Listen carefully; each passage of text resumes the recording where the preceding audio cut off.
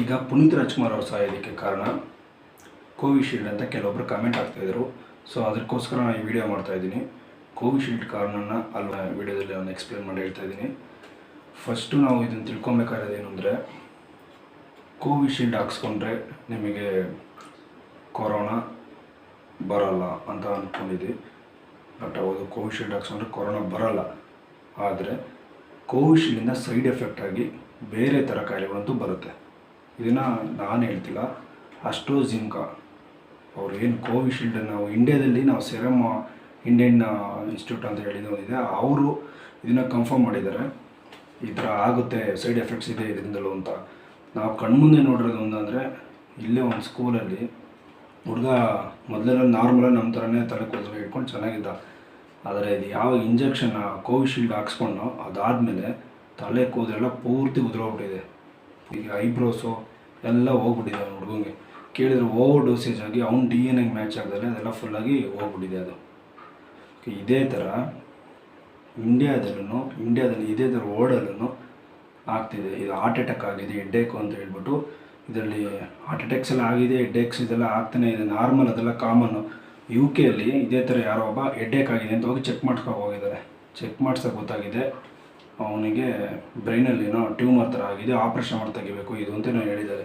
So tumour ಆಗಿದೆಲ್ಲ normal ಬೇರೆ ಏನೋ ಇರಬೇಕು ಅಂತ ಅಂದಿದ್ದಾರೆ. ಚೆಕ್ ಮಾಡಿ ರಿಸರ್ಚ್ ಎಲ್ಲ ಮಾಡಿದಾಗ ಕೋವಿಶೀಲ್ಡಿಂದ ಇವ್ರಿಗೆ ಆಗಿದೆ. ಕೋವಿಶೀಲ್ಡ್ ಅಂದರೆ ಅಲ್ಲಿ ಬೇರೆ ಒಂದು ನೇಮ್ ಇದೆ, ಆ ನೇಮಲ್ಲಿ ಅವರು ಅಸ್ಟ್ರಾಝೆನೆಕಾ ಅಂತ ಒಂದಿದೆ UK ಅಲ್ಲಿ, ಅವರು ಅದನ್ನು ಮ್ಯಾನುಫ್ಯಾಕ್ಚರ್ ಮಾಡ್ತಾರೆ. ಇಲ್ಲಿ ನಾವು ಕೋವಿಶೀಲ್ಡ್ ಅಂತ ಹೆಂಗೆ ಅಂತೀವಿ, ಅಲ್ಲಿ ಅಸ್ಟ್ರಾಝೆನೆಕಾದಲ್ಲಿ ಅದು ಇನ್ನೊಂದಿದೆ, ಅದು ವ್ಯಾಕ್ಸಿನ್ ಇದೆ. ಆ ವ್ಯಾಕ್ಸಿನ್ ಅವರು ಹಾಕ್ಸ್ಕೊಂಡಿರ್ತಾರೆ. ವ್ಯಾಕ್ಸಿನ್ ಹಾಕ್ಸ್ಕೊಂಡು ಸುಮಾರು ತಿಂಗಳಾದಮೇಲೆ ಈ ಥರ ಅವರೇ ಕೇಸ್ ಪುಟ್ ಮಾಡ್ತಾರೆ. ಕೇಸಲ್ಲಿ ಓಡ್ತಾ ಇರುತ್ತೆ. ನಮ್ಮ ಇಂಡಿಯಾದಲ್ಲೂ 2019 ಡಿಸೆಂಬರಲ್ಲಿ ನಮಗೆ ಇದು ಕೋವಿಡ್ ಬರುತ್ತೆ. 2021ಕ್ಕೆ ಅವರು ನಮಗೆ ಕೋವಿಶೀಲ್ಡ್ನ ಇಂಜೆಕ್ಷನಲ್ಲಿ ಇನ್ಸ್ಟಿಟ್ಯೂಟ್ ಮಾಡಿಬಿಟ್ಟಿರ್ತಾರೆ. ಆಲ್ರೆಡಿ ಅದನ್ನ ಇಂಜೆಕ್ಷನ್ ಒಂದೇ ತಿಂಗಳಿಗೆ ಮಾಡಿರ್ತಾರೆ. ನಾವು ಒಂದು ತಿಂಗಳಲ್ಲಿ ಏನು ಕಾಯಿಲೆ ಅಂತ ತಿಳ್ಕೊಳ್ಳೋಕ್ಕೇ ಸುಮಾರು ತಿಂಗಳು ಬೇಕಾಗಿರುತ್ತೆ. ಬಟ್ ಒಂದೇ ತಿಂಗಳಲ್ಲಿ ಅವರು ಬಿಲ್ಡ್ ಮಾಡಿ ಇಂಜೆಕ್ಷನ್ ಇರಲಿ ಅಂತ ಎಲ್ಲರಿಗೂ ಹಾಕ್ಬಿಡ್ತಾರೆ. ಆಗ ಎಲ್ಲ ಉತ್ಸಾಹದಲ್ಲಿ ಎಲ್ಲರೂ ಹಾಕ್ಸ್ಕೊಂಡಿರ್ತೀವಿ ಇಂಜೆಕ್ಷನ್. ನಾನು ಹಾಕ್ಸ್ಕೊಂಡಿರ್ತೀನಿ ಅದರಲ್ಲಿ. ಬಟ್ ಏನು ಹೇಳಬೇಕು ಅಂದರೆ, ಕೋವಿಶೀಲ್ಡ್ ಹಾಕ್ಸ್ಕೊಂಡವ್ರಿಗೆಲ್ಲ ಹಾರ್ಟ್ ಅಟ್ಯಾಕ್ ಆಗುತ್ತೆ ಮತ್ತು ಹೆಡ್ಡೇಕ್ ಆಗುತ್ತೆ ಅಂತ ಆ ಥರ ಏನಿಲ್ಲ. ಡಿಪೆಂಡ್ಸ್ ಅಪಾನ್ ಅವರ DNA ಮತ್ತು ಅವರ ವಾತಾವರಣ ಆಗಿರುತ್ತೆ. ಇದು UK ಅಲ್ಲಿ 1 ಮಿಲಿಯನ್ಗೆ 10 ಲಕ್ಷಕ್ಕೆ 222 ಜನ ಈ ಥರ ಕಾಯಿಲೆ ಆಗಿದೆ ಅವರಿಗೆ. 10 ಲಕ್ಷದಲ್ಲಿ 222 ಜನಕ್ಕೆ ಈ ಥರ ಕಾಯಿಲೆ ಆಗಿದೆ. ಅದೇ ಥರ 1 ಮಿಲಿಯನ್ಗೆ ಏನೇನೋ 30-35 ಜನಕ್ಕೆ ಈ ಥರ ಆಗ್ತಾಯಿದೆ ಕಾಯಿಲೆ. ಇದನ್ನು ನೋಡೇನೆ ಅವರು ಕೇಸ್ ಪುಟಪ್ ಮಾಡಿರ್ತಾರೆ. ಅದು ಫೈನಲಿ 2021ಕ್ಕೆ ಕೇಸ್ ಪುಟಪ್ ಆಯ್ತು. ಬಟ್ ಅದು ಲಾಸ್ಟಿಗೆ ಅವರೇನೆ ಅಸ್ಟ್ರಾಝೆನೆಕಾ ಅವರೇ ಏನು ಕೋವಿಶೀಲ್ಡ್ ಈ ಥರ ಇದಿರ್ತಾರೆ ಮ್ಯಾನುಫ್ಯಾಕ್ಚರ್ ಮಾಡ್ತಾರೆ, ಅವರೇನೆ ಹೇಳ್ಬಿಡ್ತಾರೆ ಈ ಥರ ಆಗುತ್ತೆ, ಇಷ್ಟಿಷ್ಟು ಜನಕ್ಕೆ ಈ ಥರ ಆಗುತ್ತೆ, ಅದು ಹೌದು ಅಂತ ಅವರೇ ಒಪ್ಕೊಂಡ್ಬಿಡ್ತಾರೆ. ಆ ಒಪ್ಕೊಂಡಾದ್ಮೇಲೆ ಸಿಕ್ಕಾಪಟ್ಟಿ ನ್ಯೂಸ್ ಆಗ್ತಿದೆ ಅದು ಇವಾಗ. ಕೋವಿಶೀಲ್ಡು ಮತ್ತು ಅಪ್ಪು ಸರ್ ಹೋಗಿರೋದಕ್ಕೂ ಇದೇ ಕಾರಣ ಅಂತ ಕೆಲವೊಬ್ಬರು ಜನ ಎಲ್ಲೆಲ್ಲೂ ನಾನು ನೋಡ್ತಾ ಇದ್ದೀನಿ, ನ್ಯೂಸ್ಗಳಲ್ಲೆಲ್ಲ ಹಾಕಿದ್ದಾರೆ. ಬಟ್ ಏನು ಈ ಸಡನ್ ಡೆತ್ ಅಂತ ಹೇಳಿದ್ದಾರೆ ಇವರು ಡಾಕ್ಟರ್ ರಮಣರಾವ್.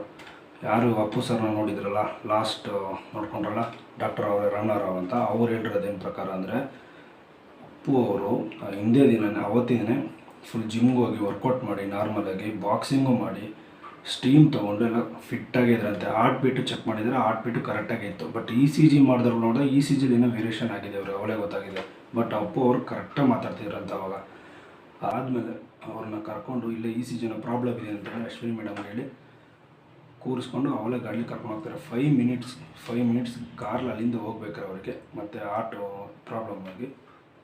ಪ್ರಾಬ್ಲಮ್ ಮೀನ್ಸ್ ಅವ್ರಿಗೇನು ಹಾರ್ಟ್ ಪೇಯ್ನ್ ಎಲ್ಲ ಏನಾಗಿಲ್ಲ, ಕಾರ್ಡಿಯೋ ಅರೆಸ್ಟ್ ಆಗಿದೆ. ಕಾರ್ಡಿಯೋ ಅರೆಸ್ಟ್ ಅಂದರೆ ಬ್ಲಡ್ಡಲ್ಲಿ ಕೊಲೆಸ್ಟ್ರಾಲ್ ಎಲ್ಲ ಹೋಗಿ ಒಂದೇ ಸಲ block. Same heart attack cardio ಅರೆಸ್ಟ್ಗೂ ಡಿಫ್ರೆನ್ಸ್ ಇದೆ. ನಾನು ಹೇಳ್ತಿಲ್ಲ, ಡಾಕ್ಟರ್ ರಮಣರಾವ್ ಹೇಳಿರೋದು. ಸಡನ್ ಡೆತ್ ಅಂತ ಇದನ್ನು ಕರೀತಾರೆ. ಏನೂ ಮಾಡೋಕ್ಕಲ್ಲ, ಸಡನ್ನಾಗಿ ಒಂದು 2 ನಿಮಿಷ 3 ನಿಮಿಷದಲ್ಲಿ ಇದು ಡೆತ್ ಆಗೋಗ್ಬಿಡ್ತಾರೆ. ಈ ಥರ ಚಾನ್ಸಸ್ ಇದೆ. ಯಾವಾಗಲೂ ಏನೂ ಸಿಂಪ್ಟಮ್ಸ್ ಇರೋಲ್ಲ, ಸಡನ್ನಾಗಿ ಡೆತ್ ಆಗೋಗ್ಬಿಡ್ತಾರೆ. ನನ್ನ ಫ್ರೆಂಡು ಇದ್ದಾರೆ ಮಹೇಶ್ ಅಂತ, ಅವ್ರ ಅಣ್ಣನೂ ಅಷ್ಟೇ. ಇದ್ದಕ್ಕಿದ್ದಂಗೆ ರಮ ಊಟ ಹಾಕಿ ಹೋಗಿದ್ರು. ಅಮ್ಮ ಸಾಂಬಾರು ತಗೋ ಅಂತ ಏನೋ ಹೇಳಿದ್ದಾನೆ. ಓಕೆ ಅಂತ ಅವ್ರಮ್ಮ ತೊಗೊಂಬರಕ್ಕೆ ಅಂತ ಅಡುಗೆ ಮನೆಗೆ ಹೋಗಿದ್ದಾರೆ.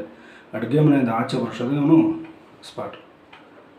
ಇದೆಲ್ಲ ಆ್ಯಕ್ಚುಲಾಗಿ ಸಡನ್ ಡೆತ್ ಅಂತಾರೆ ಇದನ್ನು. ಇದರಲ್ಲೇ ಮೆಡಿಕಲ್ ಚಾಪ್ಟ್ರಲ್ಲಿ ಲಾಸ್ಟ್ ಚಾಪ್ಟರ್ ಇರ್ತಂತೆ, ಸಡನ್ ಡೆತ್ ಅಂತ ಒಂದು ಚಾಪ್ಟರ್ ಇರುತ್ತಂತೆ. ನನಗೆ ಗೊತ್ತಿಲ್ಲ. ಸಡನ್ ಡೆತ್ ಅಂತ ಅವರು ರಮಣರಾವ್ ಹೇಳೋದು. ಸಡನ್ ಡೆತ್ ಅಂತ ಒಂದು ಚಾಪ್ಟರ್ ಇದೆ. ಚಾಪ್ಟ್ರಲ್ಲಿ ಹೇಳೋದು ಅದನ್ನೇ. ಅವ್ರು ಇಮ್ಯಾಜಿನ್ ಮಾಡೋಕ್ಕಾಗಲ್ಲ, ಎಕ್ಸ್ಪೆಕ್ಟೇಷನ್ ಮಾಡೋಕ್ಕಾಗಲ್ಲ, ಸಡನ್ನಾಗಿ ಡೆತ್ ಆಗುತ್ತೆ. ಅಪ್ಪು ಸರ್ಗಾಗಿದ್ದು ಇದೇ ಥರನೇ. ಅಪ್ಪು ಸರ್ ಕೋವಿಡ್ ಶೀಲ್ಡ್ ಹಾಕ್ಸ್ಕೊಂಡಿಂದ ಆಗಿಲ್ಲ. ಅವ್ರ ಹೆರಿಡೇಟ್ರಿಗೂ ಪ್ರಾಬ್ಲಮ್ ಇದೆ. ನಾರ್ಮಲಾಗಿನೇ ಹೆರಿಡೇಟ್ರಿಗೂ ಅದೇ ಥರ, ನಮ್ಮ ರಾಜ್ಕುಮಾರ್ ಸರ್ಗೂ ಇದೇ ಥರನೇ ಇದು ಹಾರ್ಟ್ ಅಟ್ಯಾಕ್ ಥರ ಇದೇ ಥರ ಆಗಿತ್ತು. ನಮ್ಮ ಶಿವರಾಜ್ ಕುಮಾರ್ ಸರ್ಗೂ ಅವ್ರಿಗೆ ಇದೇ ಥರ ಒಂದು ಸಲ 2 ಸಲ ಹಾರ್ಟ್ ಅಟ್ಯಾಕ್ ಒಂದು ಮೈಲ್ಡಾಗಿ ಆಗಿದೆ. ಇದು ನಾರ್ಮಲ್ ಕಾರ್ಡಿಯೋ ಅರೆಸ್ಟ್. ಇದಕ್ಕೂ ಕೋವಿಶೀಲ್ಡ್ಗೂ ಸಂಬಂಧ ಇಲ್ಲ.